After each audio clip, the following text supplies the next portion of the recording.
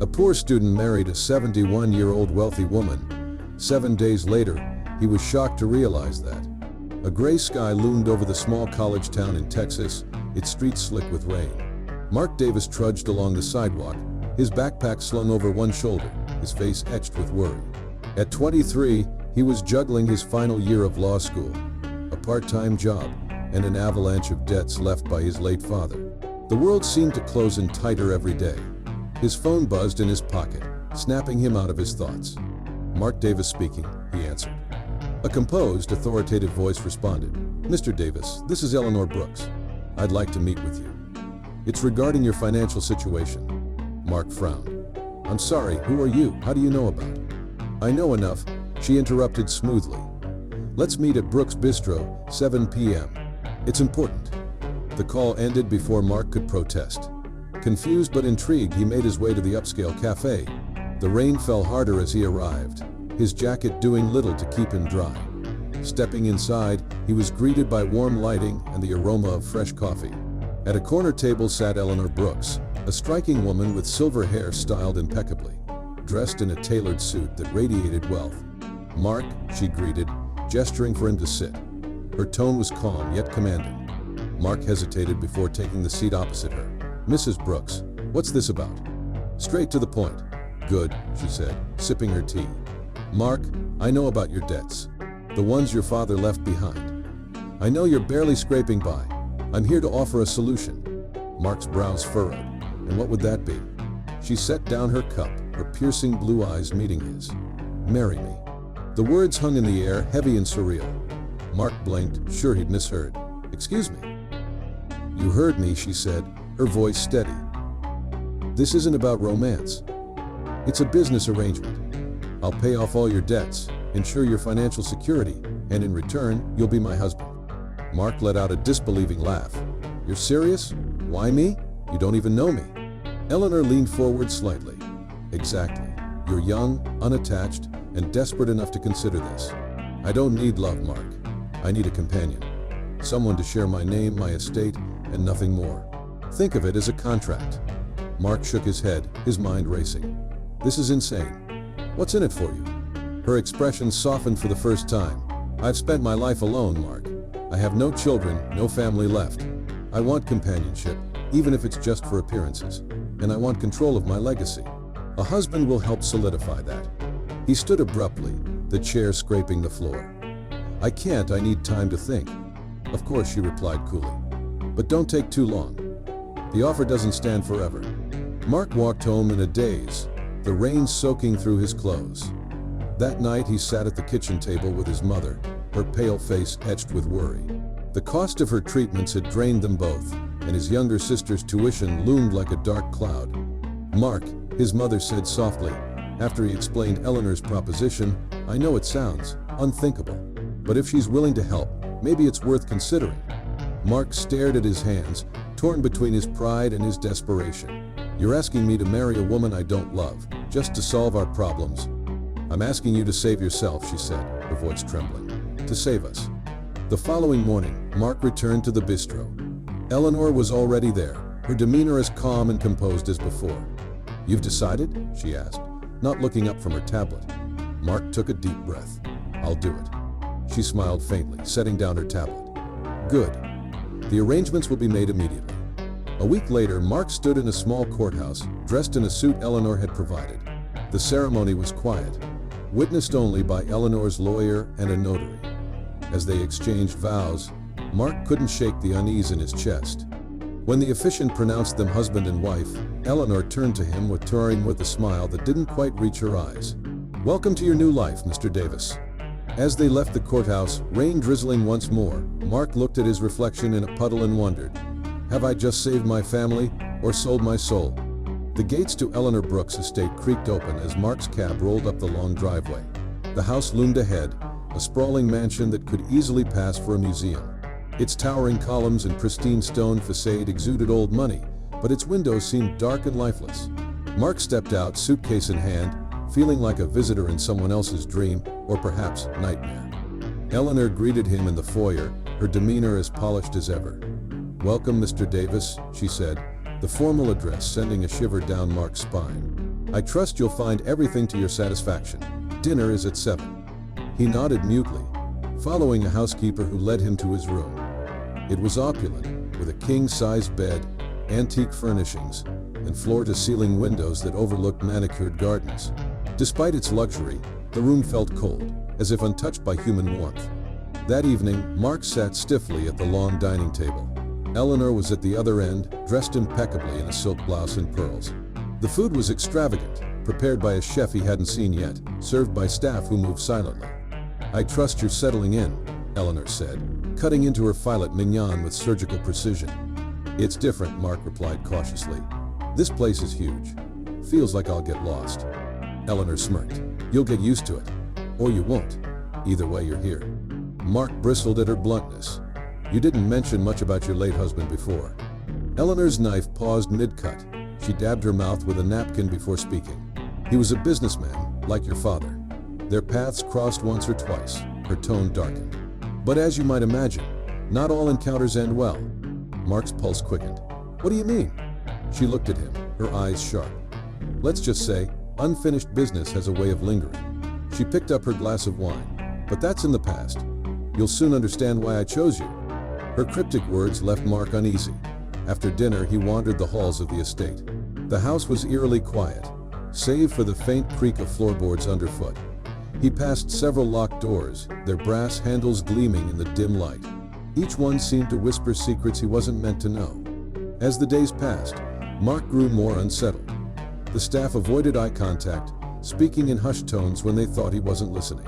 He overheard snippets of conversations that made his stomach twist. Why him? Does he even know?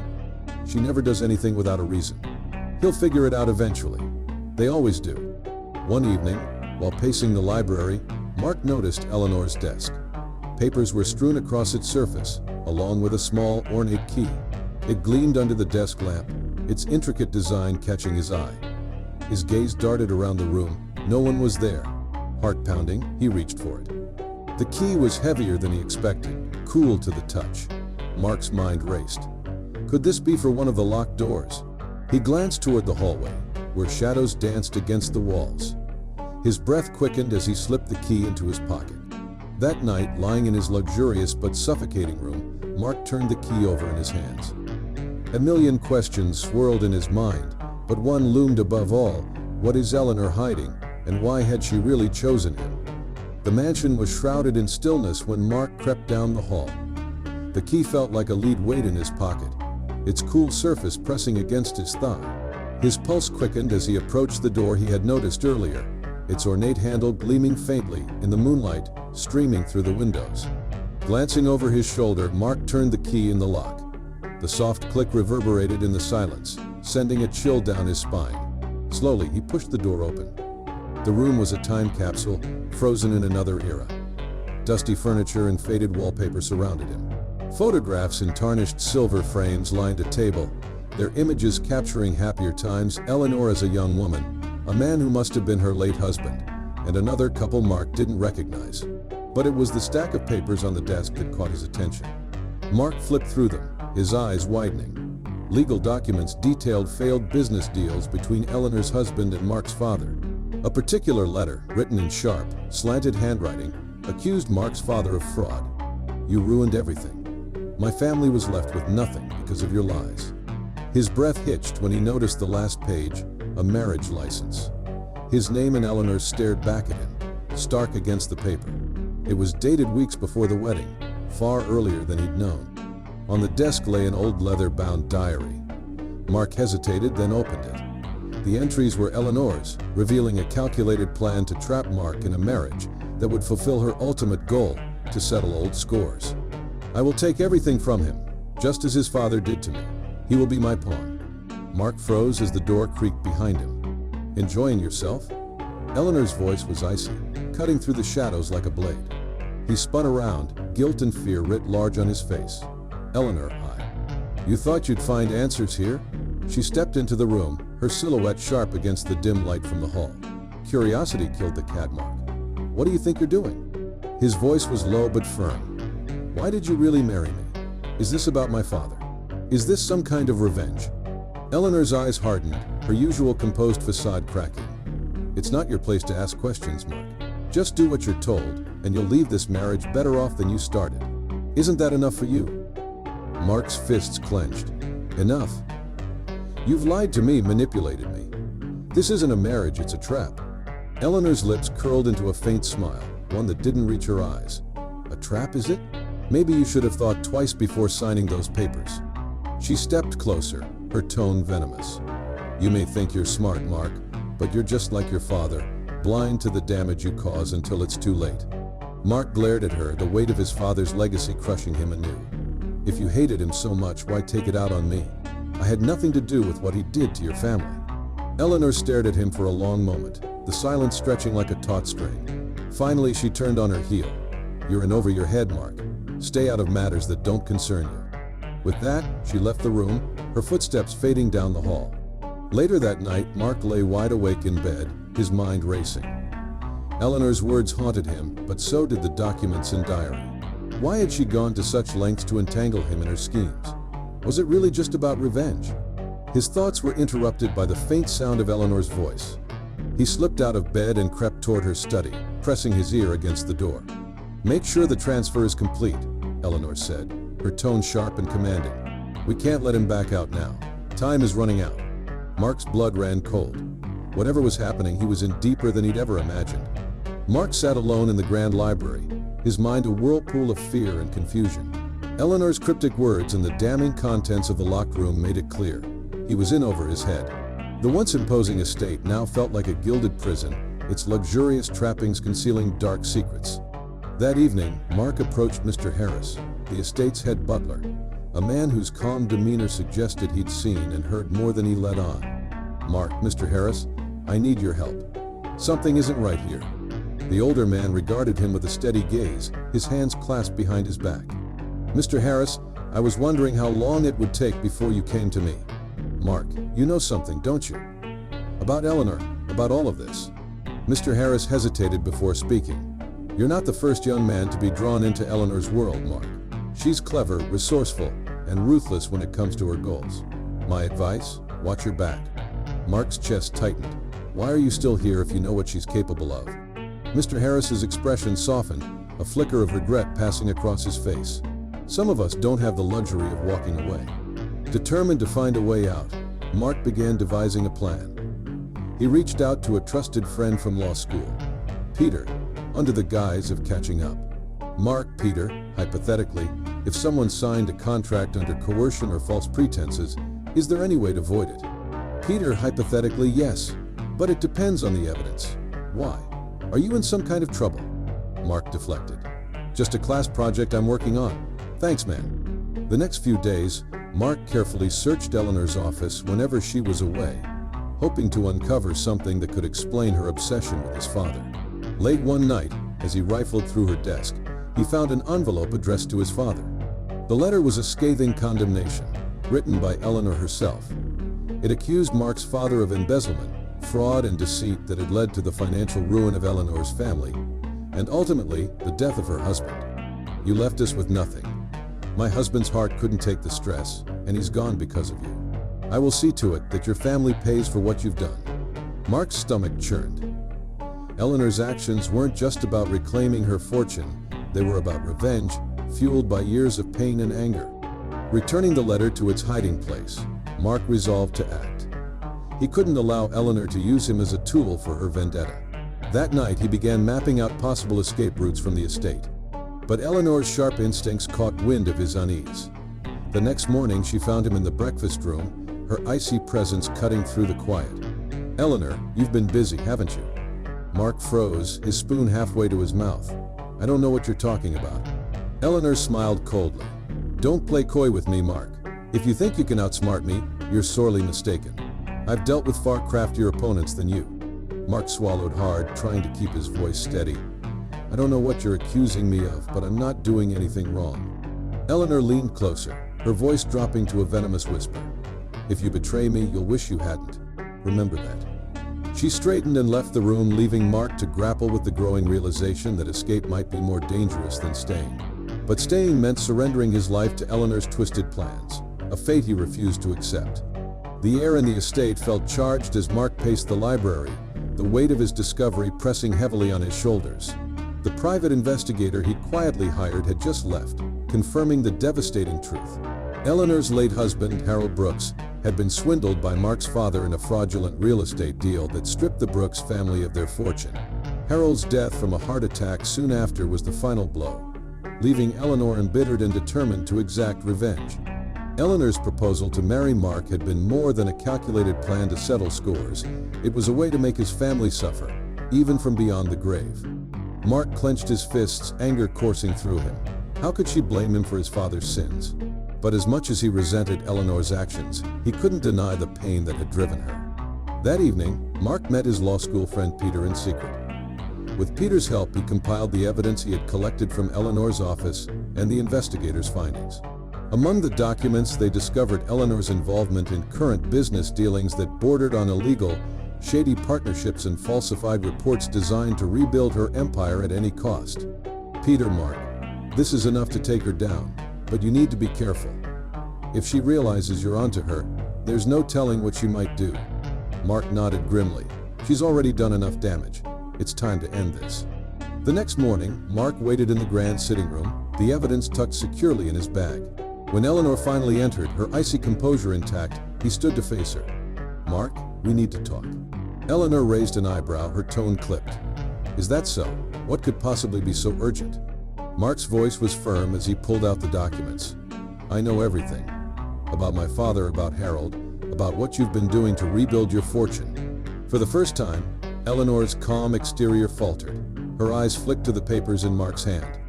Eleanor, you've been snooping again, haven't you? Do you even understand what your father did to my family? Mark stepped closer, his voice rising. I understand that he wronged you, but what about the people you've hurt along the way? What about me? I didn't do anything to deserve this. Eleanor's jaw tightened. And my family deserved to lose everything. My husband deserved to die of stress and heartbreak, while your father lived comfortably. Don't talk to me about fairness, Mark. Mark's hands shook as he held up the evidence. Revenge won't bring him back, Eleanor. And it won't undo what happened. You've spent your life consumed by this, hurting innocent people, ruining lives. When does it end? Eleanor's shoulders sagged slightly, and for a fleeting moment, Mark thought he saw something close to regret in her eyes. Eleanor, softly, you remind me of him, you know? Harold. That same fire, that same stubbornness. I didn't expect to feel anything for you, Mark. But here we are. Mark hesitated, caught off guard by her admission. If you really feel that way, then stop this. Let it go before it's too late. But before Eleanor could respond, the sound of car tires crunching on gravel echoed through the estate. Moments later, uniformed police officers entered the room, followed by Peter. Officer, Eleanor Brooks, we have a warrant for your arrest. You're being charged with multiple counts of fraud and conspiracy. Eleanor's face hardened as she looked from the officers to Mark. Eleanor, you called them. Mark met her gaze, his voice steady. You left me no choice. As the officers led Eleanor away, she turned back to Mark one last time. Eleanor, you may think you've won, Mark, but revenge isn't so easily undone. Be careful it doesn't consume you too. Mark watched her go, a mixture of relief and sadness washing over him. He had exposed the truth and protected himself, but the weight of Eleanor's parting words lingered. Was she right? Would the shadow of their shared past ever truly fade? The gavel's sharp bang echoed through the courtroom, signaling the end of Eleanor Brooks's trial. Mark sat silently in the back row, watching as the once commanding woman he had married faced the consequences of her actions. Despite everything, his testimony had helped reduce her sentence. He hadn't done it out of sympathy, but out of a deep understanding of the complexities of their shared story. Eleanor turned briefly in her seat, her gaze meeting Mark's. For the first time, there was no trace of the cold calculation that had defined her before. Instead, she offered a faint, almost apologetic nod. Days later, Mark was summoned to the estate one final time. The grand house, once intimidating and isolating, now felt empty. Eleanor had arranged for him to receive the property's deed. The estate lawyer handed Mark a letter in Eleanor's elegant handwriting. It was never about the money, Mark. It was about closure. Harold deserved justice, but I lost sight of what truly mattered. You've shown me something I thought I'd forgotten, the capacity to move forward. This estate is no longer a monument to my pain. It can be something more. Use it well. Mark sold the estate, a decision that came easily. Its grandeur had been a gilded cage for both him and Eleanor. The proceeds allowed him to pay off his family's debts, finally freeing his mother from the shadow of his father's mistakes. With the remainder of the funds, Mark established a scholarship fund in Harold Brooks's name. It was a way to honor the man who had unknowingly become a casualty in the feud between two families. Mark's return to law school felt like a homecoming. This time, he was more determined than ever to use his education for good. He interned at a legal aid center, helping individuals who, like Eleanor, had been wronged and left without recourse. One crisp autumn afternoon, a letter arrived for Mark. The handwriting was instantly recognizable. He sat on a park bench near campus and unfolded the paper. Eleanor's letter. Mark. I've had much time to reflect. For years I believed that revenge would heal the wounds Harold's death left behind. But I see now that revenge is its own prison. Your kindness, even in the face of my mistakes, taught me something I never expected. Forgiveness is not weakness. It is strength. Thank you for being better than the world around you. Thank you for showing me that we can break the cycles we inherit. I hope you find the happiness I never could. Eleanor. Mark stared at the letter for a long time, the words sinking in. He folded it carefully and tucked it into his jacket pocket, feeling an odd sense of peace. A year after Eleanor's arrest, Mark stood before a group of scholarship recipients at a small ceremony. Behind him hung a simple plaque, the Harold Brooks Scholarship Fund, for second chances. Mark spoke with conviction. This fund isn't just about money. It's about creating opportunities for those who might otherwise be forgotten. It's about turning pain into purpose. After the ceremony, he sat alone for a moment, reflecting on the whirlwind of the past year. His path had been irrevocably altered, but for the first time he felt he was walking in the right direction. Mark walks away from the ceremony, a soft smile on his face. He glances up at the clear sky, feeling the weight of the past finally lifting. Eleanor's letter remains in his pocket, a quiet reminder of the lessons they both learned about redemption, justice, and the transformative power of forgiveness. Thank you for joining us on this incredible journey of resilience, redemption, and forgiveness. Mark's story reminds us that even in the face of betrayal and hardship, the choices we make can lead us to healing and new beginnings. If this story touched your heart and left you inspired, don't forget to give it a thumbs up and share it with your friends and loved ones. Let's spread the message of hope and second chances far and wide. And if you haven't already, subscribe to Soul Stirring Stories for more heartfelt tales that move your soul and remind us all of the power of compassion, forgiveness, and love.